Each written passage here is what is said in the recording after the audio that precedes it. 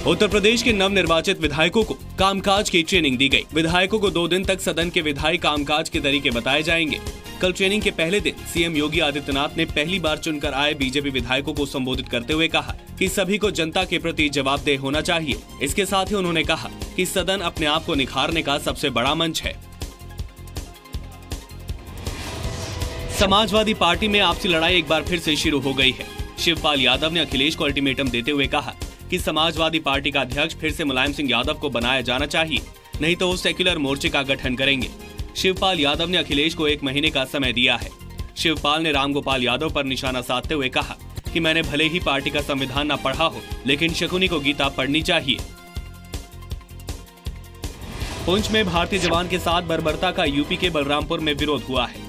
विश्व हिंदू परिषद, बजरंग दल व हिंदू युवा वाहिनी के कार्यकर्ताओं ने प्रदर्शन किया। इसके अलावा राष्ट्रपति के नाम का ज्ञापन अपर जिलाधिकारी को सौंपा गया। लखनऊ में पेट्रोल पंपों पर चिप के जरिए पेट्रोल चोरी के खुलासे के बाद पूरे प्रदेश से पेट्रोल चोरी की घटनाएं सामने आ रही हैं। इसी सिलसिले में नोएडा में भी कई पेट्रोल पंपों पर छापेमारी की कार्रवाई की गई। सेक्टर 105 के पेट्रोल पंप पर जब छापेमारी की गई तो यहाँ पर टीम को कुछ खामियां मिली। इसके साथ ही मुरादाबाद में पेट्रोल पंप पर छापे के दौरान पंप की मशीनों में चिप लगी पाई गई। इसी चिप के सहारे तेल डालते समय ग्राहकों को कम तेल दिया जा रहा था। लखनऊ में एलडीए फ्लैट आवंटन में एक और बड़ा घोटाला सामने आया है। आरोपों के मुताबिक गोमती नगर विस्तार के सेक्टर 1 के 68 फ्लैटों का आवंटन ईडी अधिकारियों ने अपने खास लोगों के नाम कर दिया। इन 68 फ्लैटों के लिए 68 लॉटरी ही डाली गई। 2016 में 2 दिन के भीतर सभी फ्लैटों के आवंटन कर दिए गए। सभी फॉर्म एक ही राइटिंग में भरे पाए गए हैं। फ्लैटों की मौजूदा कीमत 40 लाख है, लेकिन मात्र 17 लाख में सभी फ्लैटों का आवंटन किया गया। ज्यादातर फ्लैट उन लोगों को मिले हैं जो पिछली सरकार में सीएम सुरक्षा या सचिवालय में तैनात थे।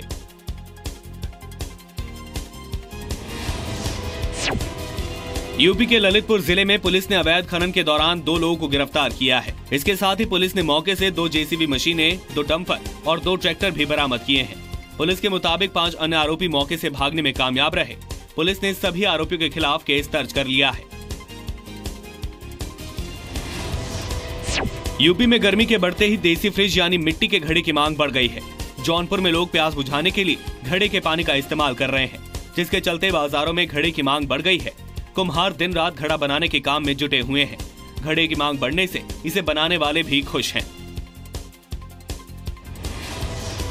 भारत में हाई स्पीड ट्रेन में सफर करने का सपना देखने वाले यात्रियों के लिए अच्छी खबर है। पंजाब की कपूरथला रेल कोच फैक्ट्री में तेजस डिब्बे बनकर तैयार हो चुके हैं। 10 मई को इसे देश को समर्पित कर दिया जाएगा। तेजस के डिब्बों पर सूरज और उसकी किरणों को दिखाया गया है। चटकीले पीले रंग से डिजाइन किए गए हैं। तेजस को 200 किलोमीटर प्रति घंटे की रफ्तार से चलने के लायक बनाया गया है। डिब्बे के दरवाजे मेट्रो ट्रेन की तर्ज पर खुलेंगे और बंद होंगे। पंजाब में किताबों के दोबारा इस्तेमाल के लिए स्कूलों में बुक बैंक बनेगा।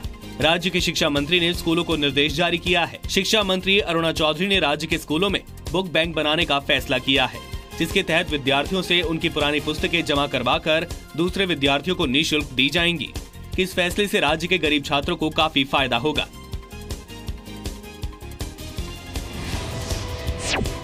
पंजाब सरकार की गरीबों को सस्ता भोजन उपलब्ध कराने की स्कीम मोहाली में शुरू की गई। इस योजना के तहत अब लोग मात्र 10 रुपए में भरपेट खाना खा सकेंगे।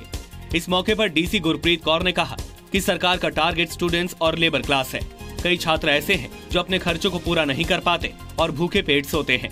योजना का लक्ष्य है कि कोई भी भूखा पेट ना सोए। 8 मई से रोजाना 1000 से ज्यादा लोगों को भोजन मुहैया करवाया जाएगा।